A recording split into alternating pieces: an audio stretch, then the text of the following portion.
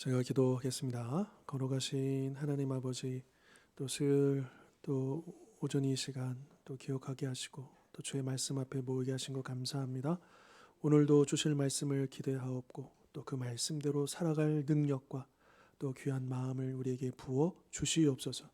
마칠 때까지 함께해 주실 것을 믿사옵고 걸어가신 예수 그리스도의 이름으로 기도하옵나이다. 아멘. 우리 찬송가 302장입니다. 302장 내 주 하나님 넓고 큰 은혜는, 우리 같이 찬송하시겠습니다.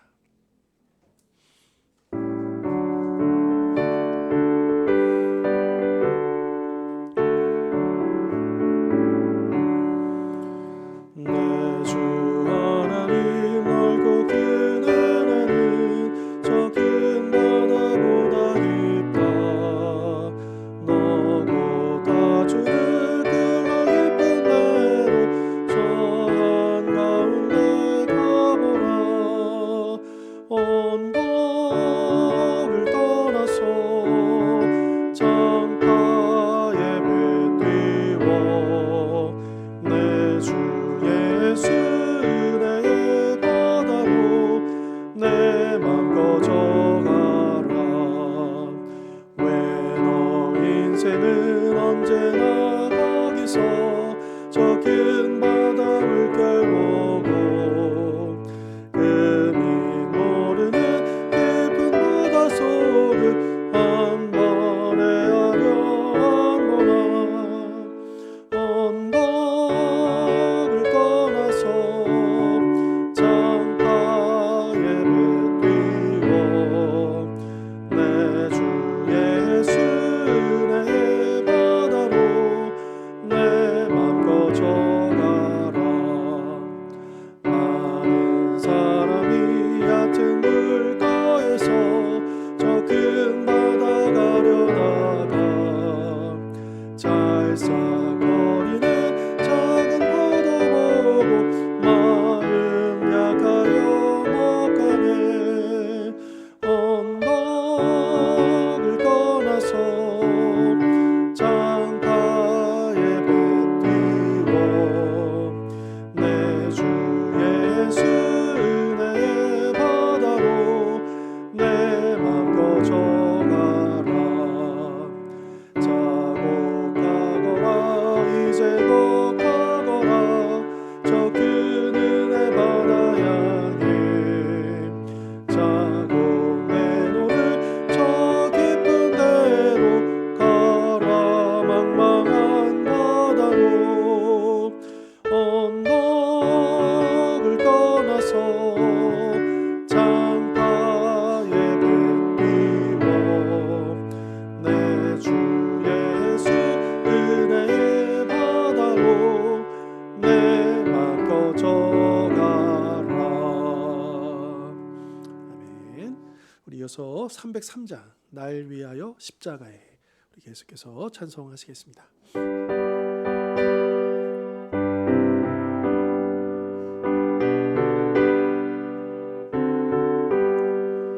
날 위하여 십자가에 중한 고통 받으사 대신 죽은 주 예수의 사랑하신 은혜여.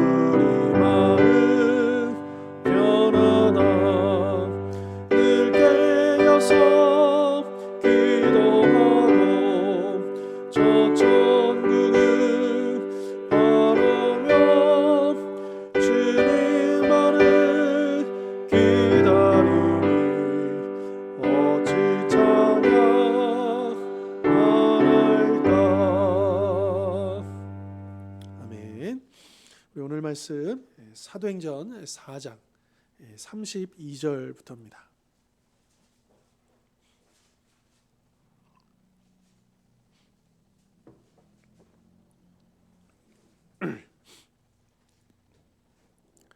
(4장) 32절부터 35절까지 말씀, 신약 제가 가진 성경으로 193면입니다.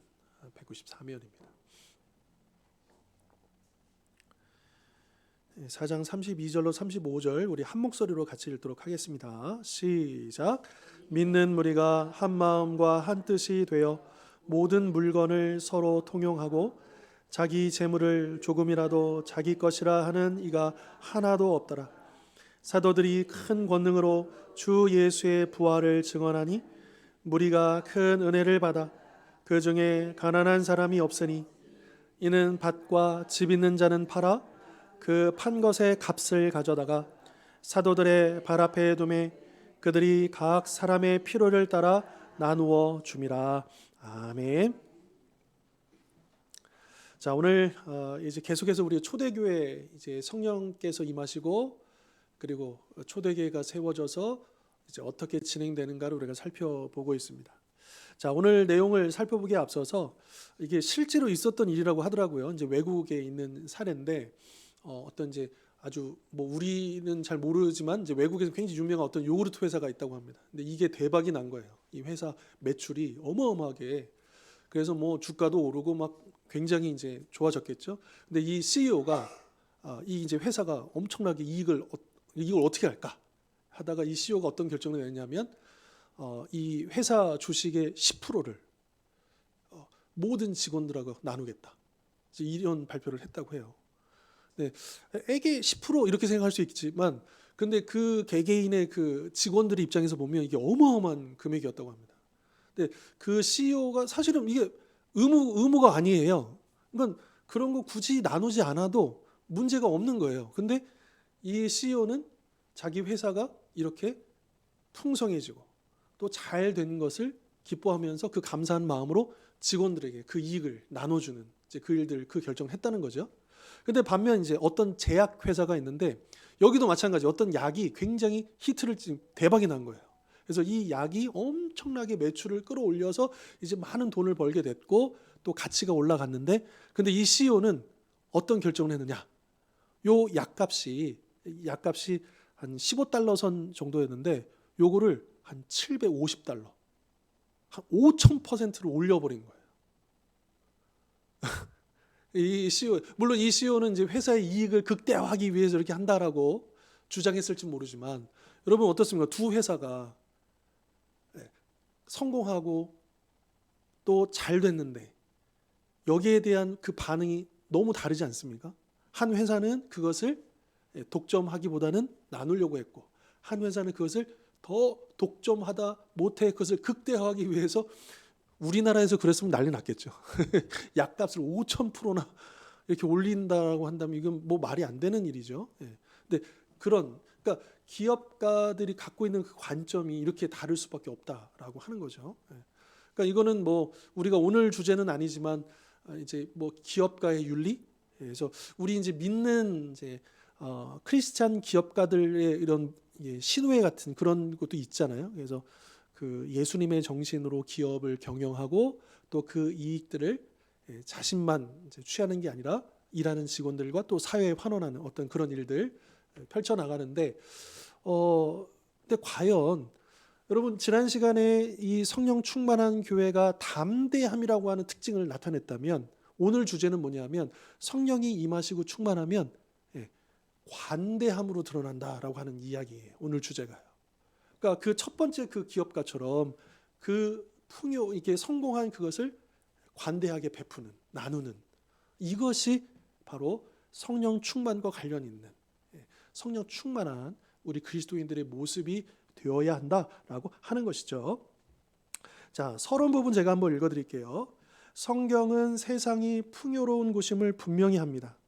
그러므로 재산이나 시간이나 삶을 나누며 즐겁고 관대하게 살아야 한다라고 가르칩니다. 하나님은 관대하신 분이기에 관대함은 교회를 정의하는 특징이 되어야 합니다. 성부 하나님은 성자 하나님을 보내주셨고 성자 하나님은 자기 생명을 내어주셨습니다. 그리고 성부와 성자 하나님이 성령 하나님을 보내주셨습니다. 성령님은 그리스도를 좇는 사람들에게 관대한 마음을 주심으로써 그들이 서로 지지해주는 사랑으로 그리스도의 몸으로 연합할 수 있게 하십니다. 한편 탐욕은 하나님과 반대되는 속성으로 주님의 심판을 초래합니다. 성령님은 우리로 하여금 관대한 나눔과 탐욕적인 나눔을 구별할 수 있게 도와주십니다. 자, 여기서도 강조하고 있는 것처럼 교회의 특징은 관대함으로 드러낸다라고 하는 거죠. 그러니까 교회는 넉넉하고 너그러움이 있어야 된다는 거예요. 나누는 것이어야 된다는 거예요. 그러니까 교회가 우리의 것을 지키려고 하는 그 순간 교회가 아닐 수도 있겠다라고 하는 거죠. 성경이 말씀하시는 교회는 우리가 오늘 보고 있는 이 초대교회의 모습은 움켜쥐는 교회가 아니고 내어주는, 그리고 공유하고 나누고 필요를 채워주는 그런 공동체였다라고 하는 것이죠. 그것을 오늘 우리가 이어받아야 할 것이고, 그리고 그것이 계속 이어질 때 교회가 이 세상에 생명력 있는 그 활동들, 영향력들을 끼칠 수 있지 않겠습니까? 자, 성령님은 이 기름 부으심을 통해서 우리가 생각할 때 성령님을 자꾸만 어떤 신비로운 어떤 기적으로만 자꾸 편협하게 생각하는 거예요. 성령 받아가지고 뭐 방언한다든지 뭐 치유가 이런 어떤 이런 영적인 일로만 해석하는 오류를 범하면 안 된다라고 하는 거예요. 교회의 관심은 영적인 것에도 관심이 있어야 되지만 또한 동시에 어때요? 사회적인 관심이 있어야 되는 거예요. 이 세상에 대한, 이 세상의 정의가 실천되고 공의가 새로워지고 가난하고 연약한 자들을 돌볼 수 있도록 그 일들을 직접 할 뿐만 아니라 이 세상 사람들이 혹은 사회의 어떤 기관들이 또 어떤 정부가 그 일들을 더 잘할 수 있도록 독려하고 도전하고 어떤 그런 모습들, 관심을 가져야 된다라고 하는 거죠. 이건 결국 정치와는 상관이 없는 겁니다. 이거는 당연히 교회가 해야 하는 일이고 교회가 관심을 쏟아낼 일들이다라고 하는 것이죠. 자, 그 아까 읽었던 이제 32절에 보면 한 마음과 한 뜻이 되어. 이게 이제 이 유대인들의 독특한 표현이라고 합니다. 한 마음, 한 뜻. 완전한 일치를 이야기하는 거거든요. 그러니까 지금 이제 베드로를 통해서 처음 그 오순절 때 복음을 전해서 3,000명이 회심했고, 그 다음에 지난 시간에 또 베드로가 그 나면서부터 발을 쓰지 못한 사람을 고친 다음에 솔로몬 행각에서 복음 전해서 또 5,000명이 회심했잖아요. 그러면서 이 예루살렘 교회가 굉장히 많아졌습니다. 성장했습니다. 부흥했습니다. 자, 그런데 그들이 어때요? 한 마음 한 뜻이 됐다는 거예요. 근데 한 마음에 한 뜻이 돼서 뭘 했느냐? 그 다음 이어지는 본문을 우리가 보면 한 마음 한 뜻에서 했던 일이 뭐냐? 모든 물건을 서로 통용하고 자기 재물을 조금이라도 자기 것이라 주장하는 사람이 한 사람도 없었다라고 하는 거죠. 그리고 33절에 무리가 큰 은혜를 받아가지고 34절에 그 중에 가난한 사람이 없었다. 그 예루살렘 교회 안에는 굶는 사람이 없었다는 거예요. 쓰러지는 사람이 없었다는 거예요. 왜냐?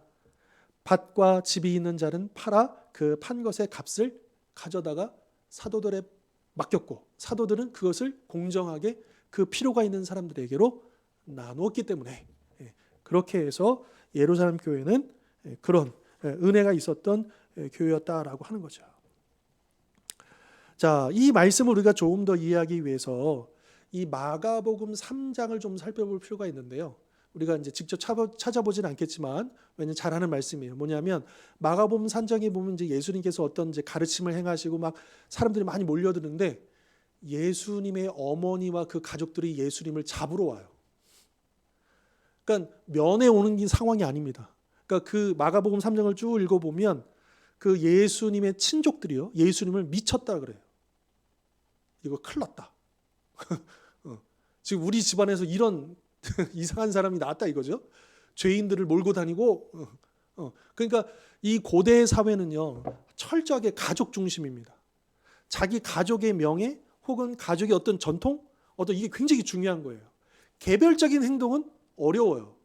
그런데 이 예수님이 그 아주 직계 가족들뿐만 아니라 그 친족들이 같이 있었을 거잖아요. 근데 그 예수의 친족들이 지금 예수님을 그렇게 평가하는 상황에서 그 직계 가족인 예수님 어머니와 그 동생들이 지금 예수님을 단지 그냥 오래간만에 보러 온 상황이 아니고 빨리 예수님을 데리고 가려고 온 겁니다.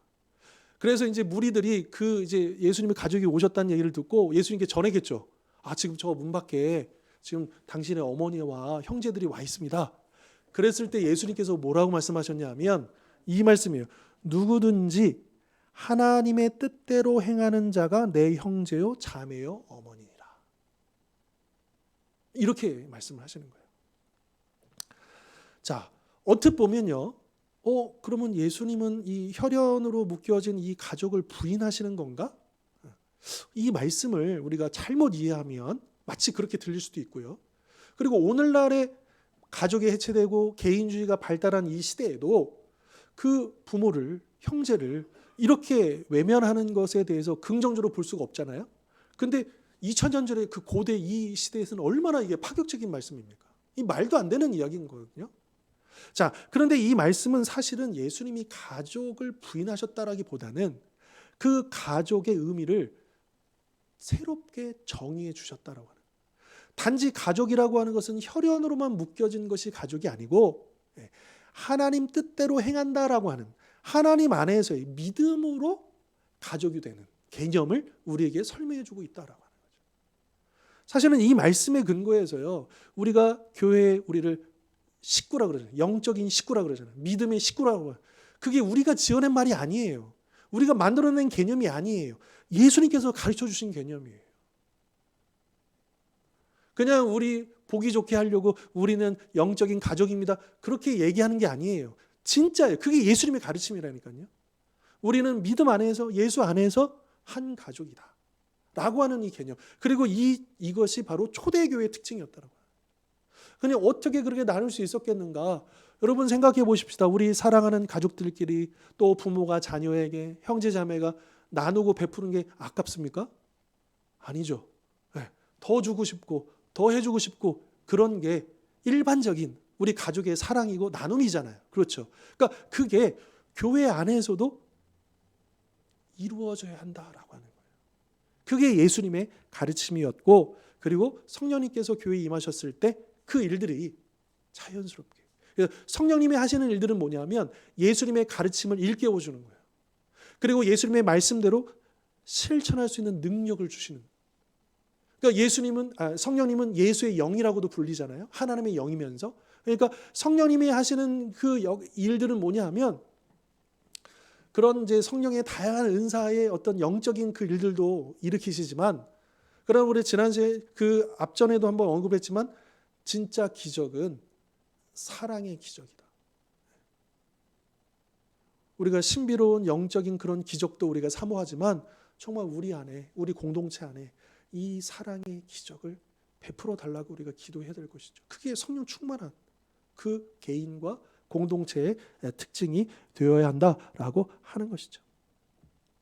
여러분, 이 마가복음 3장에서 예수님의 어머니와 그 동생들이 예수님을 이제 데리고 가려 왔잖아요.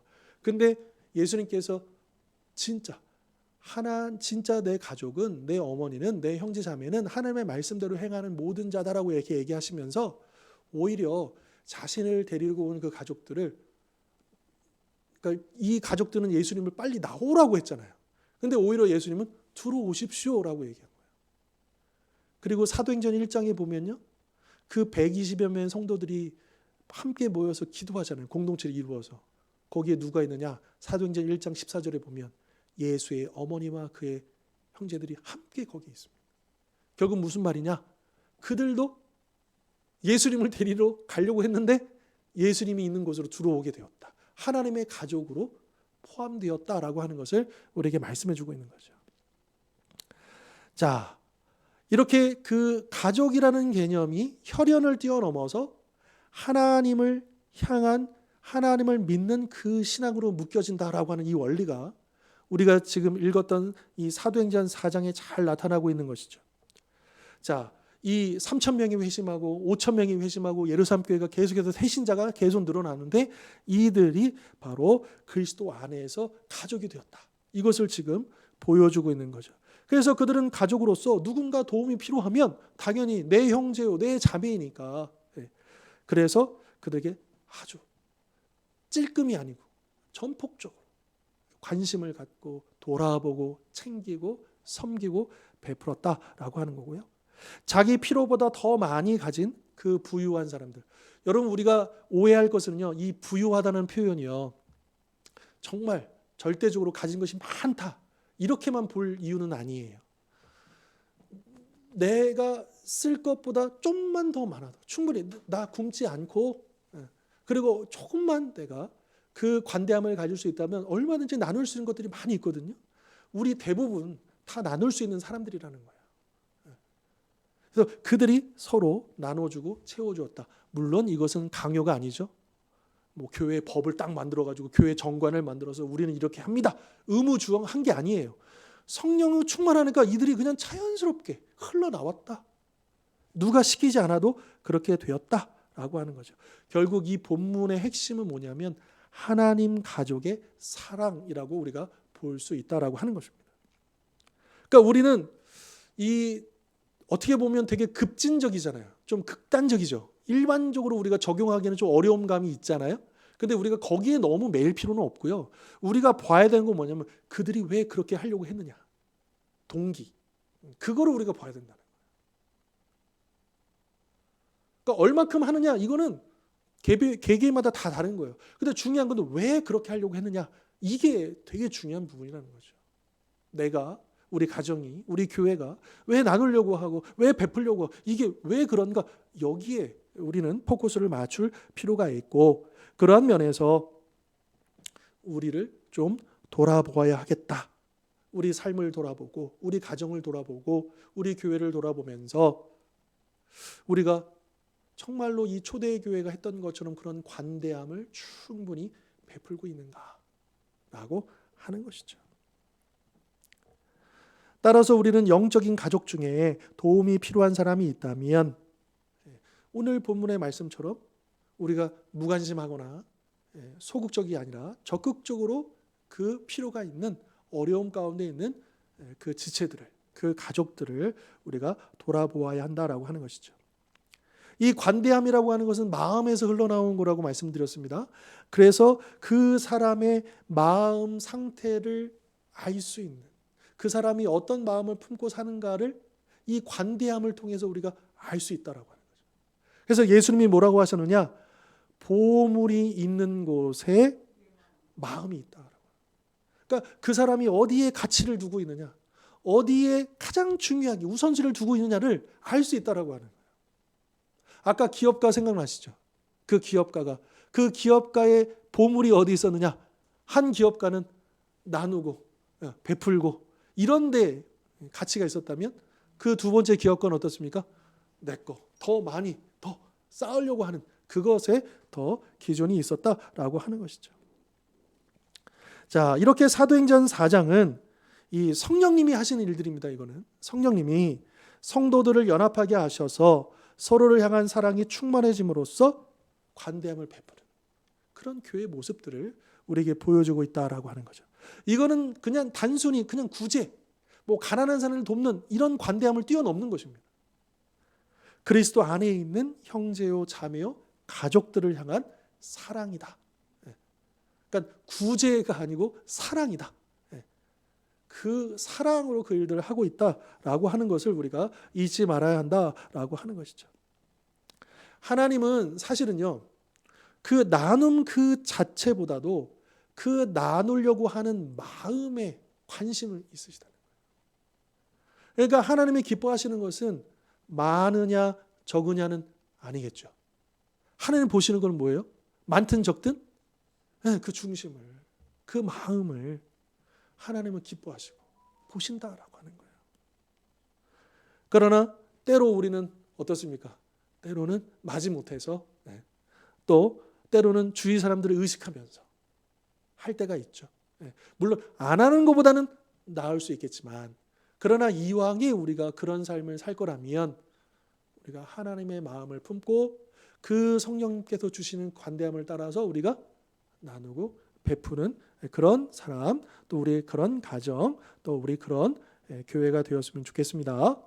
자, 말씀 계속 보시면 이제 36절입니다. 이어서 볼게요. 36절 보시면 자, 이 36절과 이제 5장 2절까지 보면 이제 두 사람이 나와요. 대조가 되는데 첫 번째 36절. 구브로에서 난 레위족 사람이 있으니 이름은 요셉이라 사도들이 일컬어 바나바라 번역하면 위로의 아들이라 하니 그가 밭이 있음에 팔아 그 값을 가지고 사도들의 발 앞에 두니라. 이 구브로 출신. 사실 이 바나바로 우리는 알려져 있지만 이 사람의 진짜 이름은 요셉이죠. 바나바는 별명이에요. 그러니까 요셉, 이 바나바. 그런데 이거를 본 5장 1절 아나니아라는 사람이 또 나오는데요. 그의 아내 삽비라와 더불어 소유를 팔아 그 값의 얼마를 감추매 그 아내도 알더라. 얼마만 가져다가 사도들의 발 앞에 두니. 자, 바나바도 아나니아 삽비라도 각각 소유를 팔아가지고 사도들의 발 앞에 둔 것은 똑같아 보입니다. 그렇죠? 사람들이 볼 때는 와, 바나바가 한 것과 아나니아와 삽비라가 한 것이 별 차이가 없어 보여요. 그렇죠? 그런데 하나님은 그 중심을 보고 계셨다.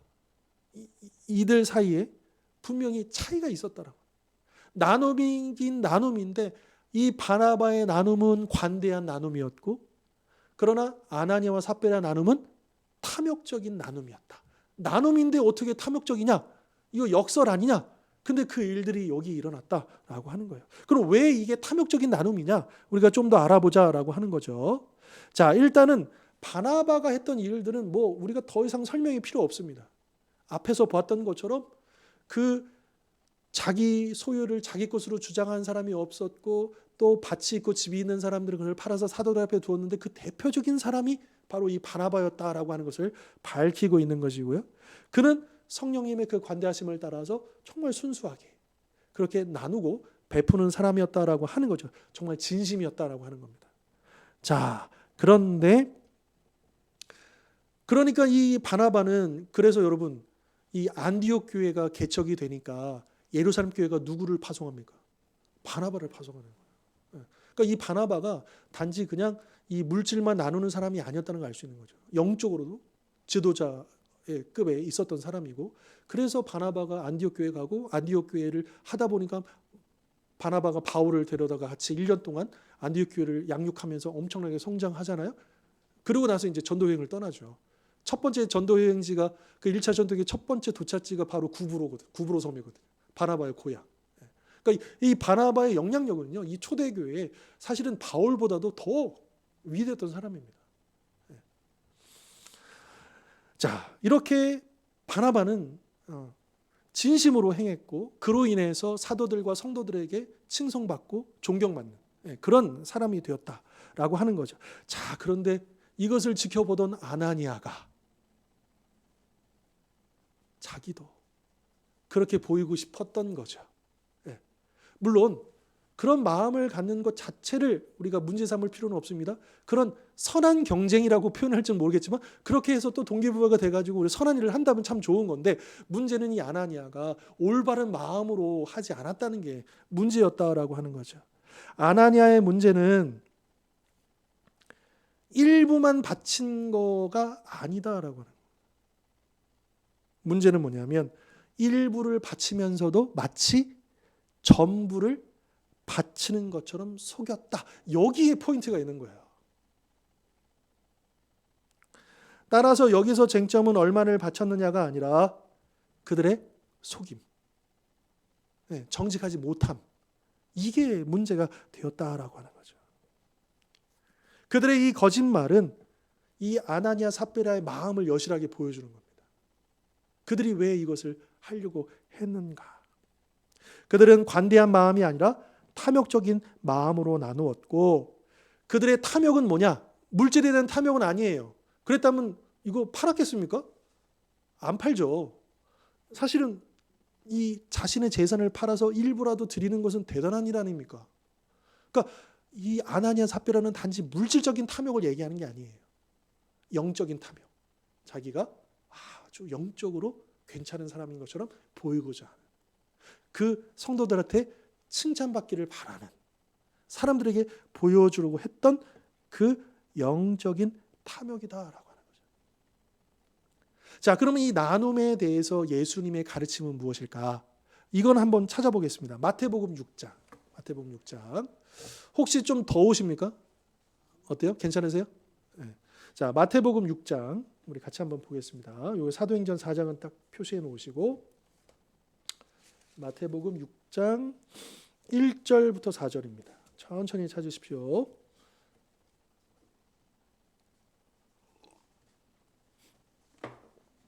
나누는 거, 이 구제하는 거 예수님께서 뭐라고 가르치셨느냐? 이 오리지널 가르침을 우리가 봐야 되겠죠. 자, 6장 1절로 4절 다 찾으셨습니까? 자, 우리 한 목소리로 같이 읽겠습니다. 시작. 사람에게 보이려고 그들 앞에서 너희 의를 행하지 않도록 주의하라. 그리하지 아니하면 하늘에 계신 너희 아버지께 상을 받지 못하느니라. 그러므로 구제할 때에 외식하는 자가 사람에게서 영광을 받으려고 회당과 거리에서 하는 것 같이 너희 앞에 나팔을 불지 말라. 진실로 너희에게 이르노니 그들은 자기 상을 이미 받았느니라. 너는 구제할 때 오른손이 하는 것을 왼손이 모르게 하여 내 구제함을 은밀하게 하라. 은밀한 중에 보시는 너의 아버지께서 갚으시리라. 아멘. 자, 이게 예수님의 가르침이에요. 그러니까 이 가르침의 관점에서 본다면 일단 이 아나니아 삽비라가 첫 번째 걸리는 게 뭐냐면 나팔을 부은 거죠. 자신들이 이렇게 하는 거예요. 근데 예수님의 가르침에 있어서 나팔을 불었다고 해서 여러분 아나니아 삽비라가 나중에 어떻게 됩니까? 죽잖아요. 네, 죽잖아요. 그렇다고 해서 예수님께서 이 외식함으로 구제했다고 해서 죽는다는 얘기는 없거든요. 단지 이미 상을 받았다라고만 말씀하셨어요. 그러니까 이 아나니아 삽비라는 나팔을 불었다고 해서 죽은 건 아니라는 거예요. 네, 아까도 얘기했지만 속였기 때문에 그랬다는 거예요. 그리고 이것을 아주 심각하게 보셨다는 거예요. 성령님이. 이 초대교회가 막 부흥하면서 이 좋은 선한 분위기들을 잘 이끌어가는 이후에 찬물을 끼얹는 이 일들, 이걸 바로 잡지 못하면 이런 예들이 또 나올 수가 있잖아요. 아주 급하게 개입하신 거죠. 특별하게. 그런 사건으로 우리가 좀 이해할 필요가 있겠다라고 하는 것입니다. 자, 우리 사도행전으로 다시 돌아오셔서 자, 이 아나니아와 삽비라의 거짓말은 바나바와 경쟁하려는 그들의 이기적인 욕망으로부터 나온 것이다. 그들의 나눔은 하나님을 사랑하고 그분의 교회를 섬기기 열망하는 관대한 마음에서 비롯된 게 아니었다라고 하는 것이죠. 오히려 나눔으로 풍성해지고 생명이 나아야 하는데 오히려 이들의 나눔은 오히려 그 공동체의 생명력을 파괴하는, 그 나눔의 진정성을 더럽히는, 훼손하는 그런 일들을 낳고 말았다라고 하는 것이죠. 그래서 우리는 이 말씀을 보면서, 이 사건을 보면서 우리가 왜 나누는가, 그 동기를 점검할 필요가 있다라고 하는 것입니다. 기쁜 마음으로 나누는 것인가, 정말 하나님께서 주신 그 은혜가 너무나 감사해서 선한 마음으로 나누려고 하는 것인가, 아니면 명단에 올려야 되니까. 네. 이건 조금 다른 이야기인데요. 이제 저 강남에 어떤 교회가 있어요. 근데 그 강남에 요즘 이야기는 아닙니다. 아주 옛날 이야기예요. 근데 거기 아주 그 유명한 건설회사 회장님이 장로님으로 계시는, 아마 그분은 지금쯤 이제 은퇴하셨겠죠. 근데 그 교회는 이제 교회에서 예를 들면 이제 예산으로 뭐 전리연금 이렇게 예산을 잡아놓을 거잖아요. 그러면 그 장로님은 헌금을 예를 들어서 뭐 이제 우리 추수감사 주일이면 추수감사 주일에 헌금을 안 하시고 그 다음 주 하세요. 왜? 왜냐하면 그 추수감사 헌금이 딱 들어오면 계수하면 이제 예산보다 덜 나올 수가 있잖아요. 딱 그걸 보시고 나머지를 딱 꽉 채워서 그 이상으로, 그러니까 그분 그런 식으로 헌금을 하시는 거죠. 모르겠습니다. 그 장로님이 어떤 마음으로 물론 이제 아주 유명한 그 건설회사, 우리가 다 아는 그 유명한 건설회사 회장님이시기도 하고 여유가 있으시기 때문에도 그렇게 하시는 거지만, 그러나 굉장한 믿음이라고도 볼 수 있고요. 근데 그 중심은 하나님은 아시겠죠. 어떤 나눔이었는지는 우리가 판단할 수는 없는 겁니다. 근데 이제 그런 그런 교회 행복한 교회일까요? 모르겠습니다. 아무튼 그런 이제 강남에 있어요. 이렇게 무슨 교회라고 하면 다 아시는 교회인데 뭐 아무튼 뭐 우리가 거기에다가 같이 판단하자는 건 아닙니다. 단지 팩트만을 제가 말씀드리는 거고 그리고 다만 하나님은 아실 것이다. 그러니까 그런 우리가 어쨌든 굉장한 나눔이잖아요. 굉장히 헌신이잖아요. 그런데 중요한 건 동기다. 그러니까 많고 적음의 문제가 아니다. 그걸 왜 그렇게 하려고 하느냐? 그 중심을 하나님은 보시고 계시고 그것이 중요하다. 하나님이 받으시는 것은 여러분 하나님이 돈이 없으십니까? 하나님 능력이 없어요? 그래서 우리한테 돈을 구걸하시는 겁니까? 아니잖아요.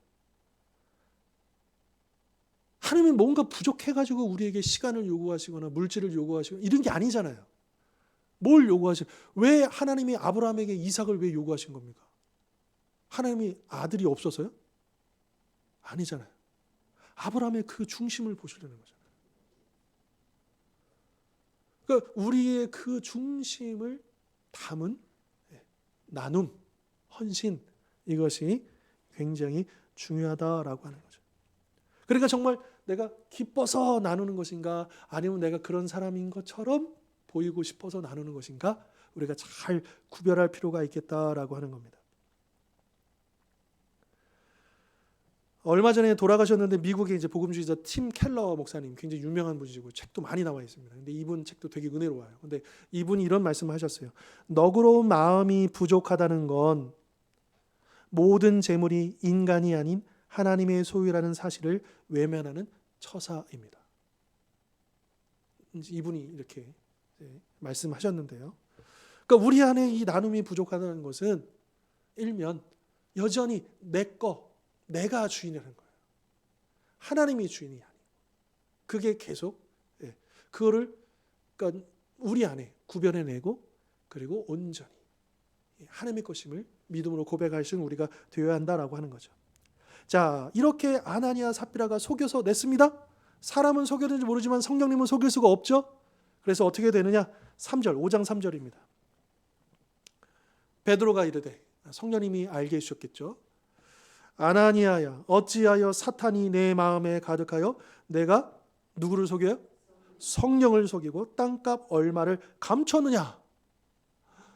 여러분 이 아나니아가 얼마나 시끄럽겠습니까? 야 이거 어떻게 알았지? 깜짝 놀랐을 거 아니에요? 제가 이런 적이 있어요. 어떤 이제 그 세미나였는데 그 세미나는 무슨 부흥 집회나 이런 게 아니었어요. 근데 그 세미나가 이제 어떤 이제 그런 뭐 양육 프로그램 하는 어떤 세미나였어요. 근데 거기서 세 명서 짝을 지어서 기도하는 어떤 시간이 있었어요. 잠시. 근데 저는 이제 그분을 처음 뵀죠. 그래서 세 명이서 짝을 지어가지고 이제 인도자가 이제 기도를 시키는데 한 사람 가운데 놓고 두 사람이 이렇게 손을 얹고 기도를 해줘요. 돌아가면서. 이러면서 그 성령님의 은혜를 구하면서 막 기도하는데 그날 저는 그분 처음 봤거든요. 근데 기도를 하는데 갑자기 뭔가 탁 스쳐 지나가는 거예요. 그러면서 그분의 제가 구체적으로 얘기는 하지 않겠습니다. 근데 하나님께서 그분이 좀 바뀌길 원하시는 뭐가 있었어요. 근데 제가 그 기도 중에 그걸 제가 말한 게 아니라요. 성령이 그걸 말하게 하시더라고요. 이분이 깜짝 놀라셔요. 왜? 그분 저랑 처음 봤잖아요. 전 그분 이름도 그날 명찰 보고 처음 본 분인데 그분을 위해서 기도하는데 성령님이 저에게 그걸 딱 보여주는 그거를. 그래서 그걸 놓고 제가 기도했는데 이분이 깜짝 놀라요. 이 사람이 나를 어떻게 알았지? 내가 고민한 걸 이거 어떻게 알았지? 그걸 이제 기도가 다 끝나고 이제 나눔하는 시간에 그 얘기를 그분이 해주시더라고요. 여러분 성령님을 속일 수가 없습니다. 하나님 아십니다. 굉장히 중요한 지점이에요. 우리는 그냥 너무 그냥 정신없이 그냥 너무 쉽게 넘어가고 외면하고 그냥 이렇게 가다 보면 너무 둔감해지죠. 근데 우리가 성령에 민감해지면 민감해질수록 그런 일들이 더 많이 나올 수 있겠다라고 하는 거죠. 자, 4절입니다. 땅이 그대로 있을 때에는 내 땅이 아니며 판 후에도 내 마음대로 할 수가 없더냐? 어찌하여 이 일을 내 마음에 두었느냐?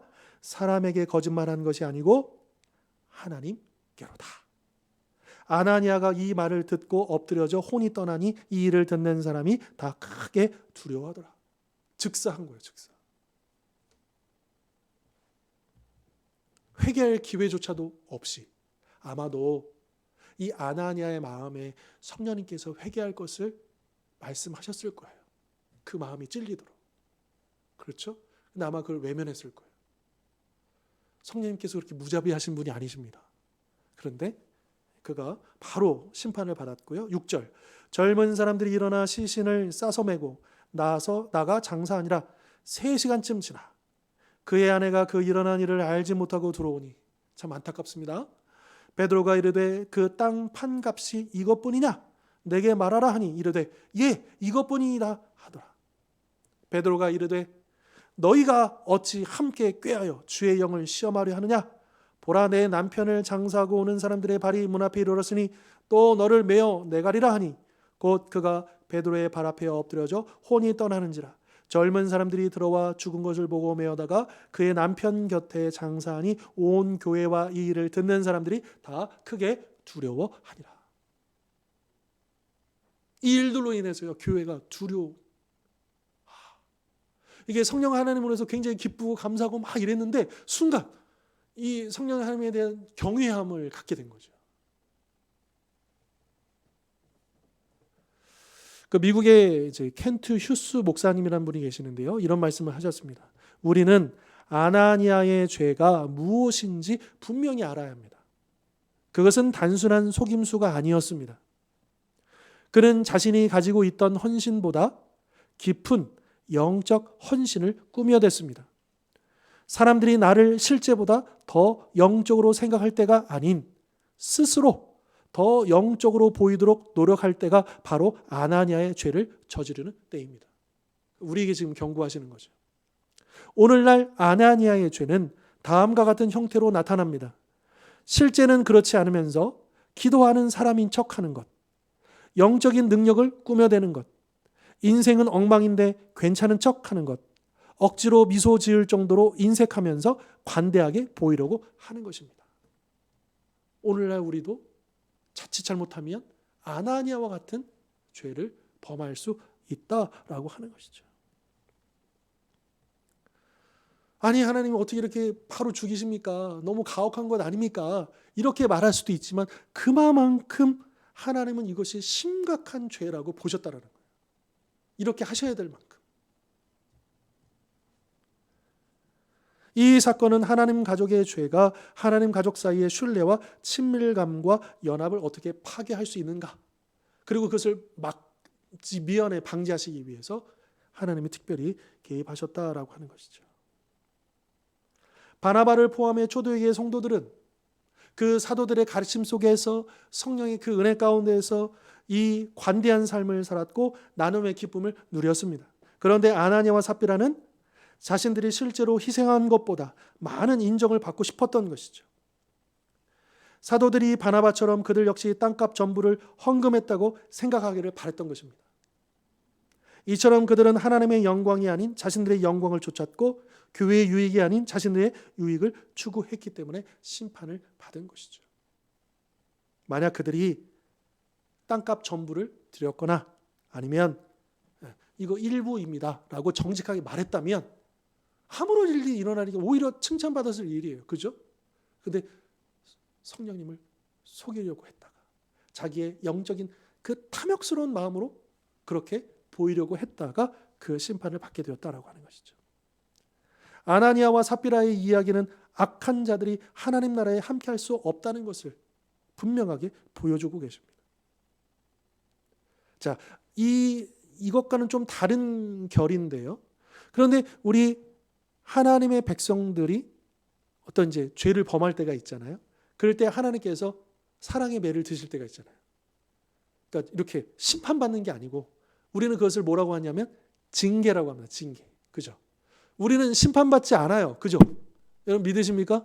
네, 여러분 우리는 심판에서 제외된 사람이에요. 면제된 사람이에요. 다만 우리를 사랑하시는 아버지 하나님께서 우리가 잘못된 길로 가면 징계하신다라고 하는 거예요. 비록 우리가 회개할지라도 용서해 주시더라도 우리가 잘못한 것에 대한 대가는 치른다. 다윗을 보십시오. 여러분, 사울은 뭐 두말할 필요가 없죠. 사울의 악함은요. 근데 다윗이 범한 죄는요, 살인교사, 아니 살인한 거랑 마찬가지죠. 사울하고 똑같아요. 근데 다윗은 용서함 받았죠. 왜요? 회개. 정말 하나님의 사람이었기 때문에. 그러나 그가 회개하고 용서받았지만 어떻습니까? 그 징계가 대가를 치러야 됐죠. 일단은 그 아이가 죽었고, 밧세바의 사이에서 태어났던 첫 번째 아들이죠. 솔로몬은 두 번째 아들이죠. 그 다음에 태어난. 그리고 그 이후로 그 가정 안에 몰아왔던 그 징계들. 이거는 단지 뭐 가계의 저주가 흐르는 그런 문제가 아닙니다. 혹시라도 주변에서 뭐 가계의 저주를 끊어야 된다, 여러분 주의하십시오. 그거는 기독교가 아닙니다. 그거는 무당들이 하는 이야기예요. 영적인 가계의 저주를 끊어라, 그렇지 않습니다. 다만 그 죄에 대한 대가를 치르고 있는 거예요. 그러니까 우리가 경험하는 징계는 분명히 아나니아와 삽비라가 받은 심판과는 결이 다릅니다. 차원이 다른 거예요. 징계는 구원을 위한 거예요. 회복을 위한 거예요. 돌이킴을 위한 거예요. 하지만 심판은 최종, 그 모든 기회를 다 걷어찬, 회개를 걷어찬 사람들에게 주어진 것이죠. 그럼에도 불구하고 우리가 징계로 인해서 여러분 괴롭습니다. 힘듭니다. 그러니까 죄짓지 말자는 거예요. 고집 피우지 말자는 거예요. 간음과 같은 명백한 죄뿐만 아니라 선의의 거짓말, 탐욕, 정욕 등과 같은 이 미묘한 죄들도 그에 맞는 대가를 치르게 하십니다. 건강을 잃거나 신뢰를 잃게 되는 것은 회개하고 하나님의 영으로 변화되라는 초청일 수도 있습니다. 물론 내가 건강이 안 좋거나 뭐 사업이 안 좋아, 뭐 이게 다 우리 죄 때문에, 나 잘못 때문에 인과관계가 100%다라는 얘기는 아니에요. 하지만 그런 일들 속에서 우리가 다시 한 번 더 우리를 돌아보면서 혹시 내가 회개할 것은 없는가? 하나님을 두려워하면서 우리를 점검해 보자라고 하는 것이죠. 자, 결론 부분 제가 읽어드릴게요. 우리는 참으로 풍요로운 세상에 살고 있습니다. 하나님은 세상을 풍요롭게 창조하셨고 자기 백성을 위해 아낌없이 공급해 주셨습니다. 하나님은 수풀에 뿌리 걸린 순양, 유월절 양, 광야의 만나, 그리고 예수님의 삶과 죽음과 부활까지도 우리를 위해 주셨습니다. 이처럼 풍요로운 세상에서 나눔은 소유보다 더 큰 결실을 낳습니다. 여러분, 사도행전에요, 성경에 보면 사도행전에 이제 그 복음서에 보면 예수님 말씀, 예수님의 직접적인 말씀은 빨간색으로 나오잖아요. 근데 사도행전에 유일하게 빨간색으로 예수님이 직접 하신 말씀이라고 인용된 구절이 있어요. 그 내용이 뭔지 아십니까? 사도 바울이 그걸 인용해요.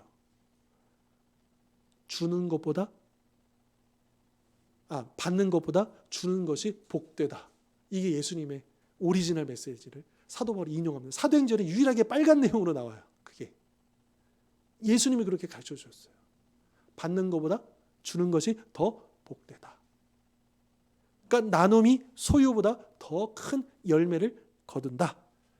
최상의 본보기이신 예수님은 죽기까지 하나님께 복종하심으로써 모든 이름 위에 뛰어난 이름으로 지극히 높임을 받으셨습니다.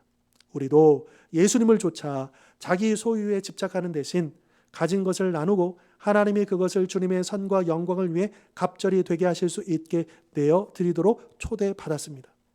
우리 삶에 내주하시는 성령님은 우리로 하여금 소유에 집착하는 대신 필요한 사람들에게 나누어주는 예수님의 마음을 반영하도록 마음을 변화시켜 그처럼 철저한 베품을 하게 하십니다. 그 4세기에 이제 그 로마가 이제 국교화되는 그때쯤 이 3대 성자 이제 교부가 있거든요. 그 중에 한 사람이 바실리우스라는, 이 사람은 아주 부유한 집안에서 태어난 사람인데 굉장한 어떤 이제 성자로 이제 카톨릭에서는 굉장히 중요하게 여기는 그런 분인데요. 이분이 이런 이야기를 했습니다. 그리스도인은 자신에게 주어진 모든 것을 자기 소유로 여기거나 쌓아두어서는 안 됩니다. 모든 것이 주님의 것이라는 사실을 상기하며 사람들에게서 무시되고 버려지는 것들을 간과해서는 안 됩니다. 그리스도인은 자신을 자기 주인으로 여겨서는 안 되며 오히려 하나님이 형제 자매의 종이 되라고 말씀하셨다고 생각하고 행동해야 합니다.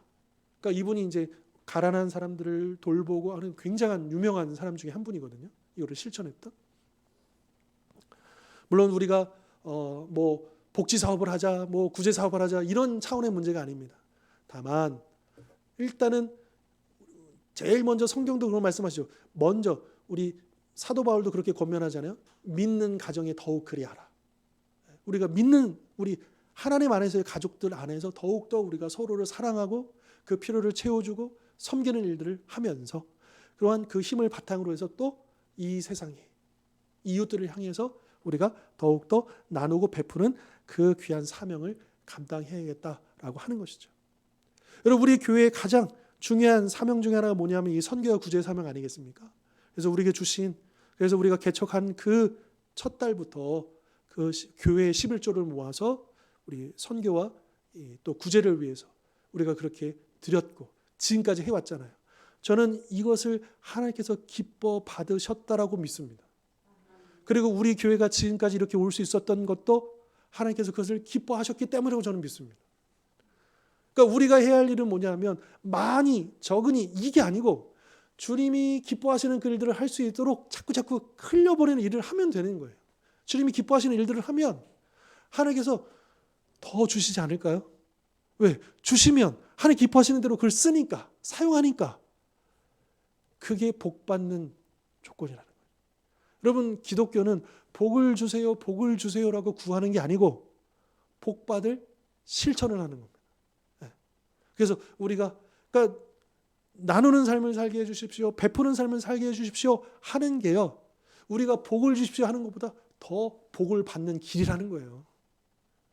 우리 가정 이거 채워주십시오 저거 채워주십시오 이게 아니고 먼저 그의 나라와 그 의를 구하면 이방인들도 구하는 이 모든 것을 더하여 주시리라. 마태복음 6장에 나와 있잖아요. 야, 이방인들도 다 구하는 거고 너희 아버지가 다 알아. 그러니까 너희가 해야 할 일은 뭐냐 하면 아버지 이거 주세요 저거 주세요 거기에 머물지 말고 물론 어린 신앙 아직 신앙이 약한 신앙 어릴 때야 우리가 그렇게 구하지만 그러나 우리가 장성하고 우리가 신앙적으로 성숙했다면 이제 아버지 뜻을 아니까요. 우리가 그 일들을 구하고 그 일들에 내가 쓰일 수 있도록 헌신할 수 있도록 저를 사용해 주십시오.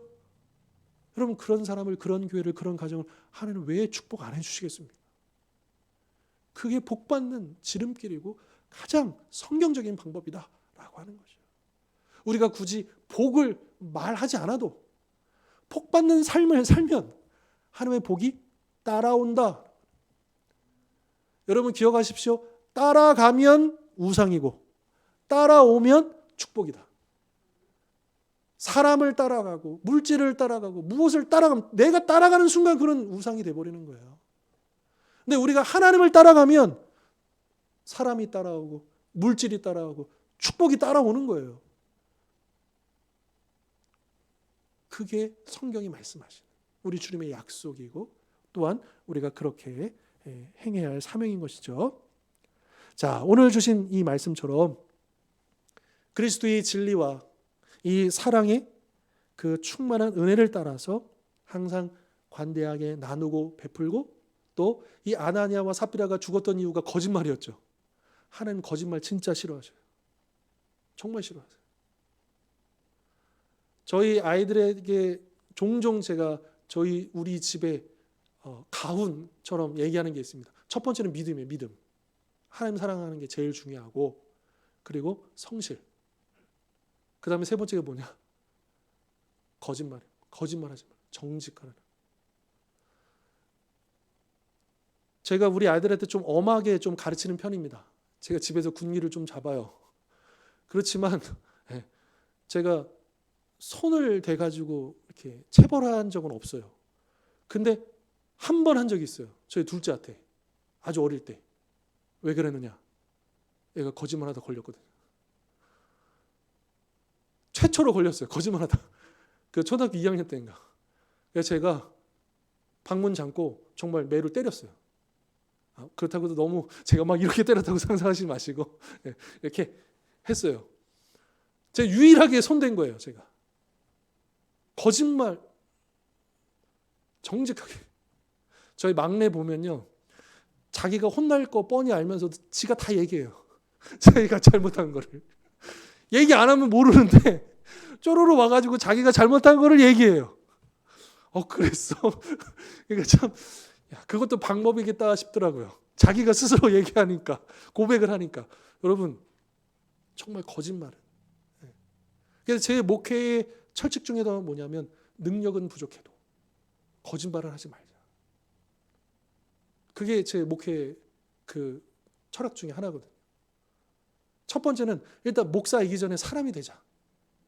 이게 제 첫 번째고, 두 번째는 그래, 능력 부족할 수도 있고 실수할 수도 있지만 그럼 거짓말을 하지 말자.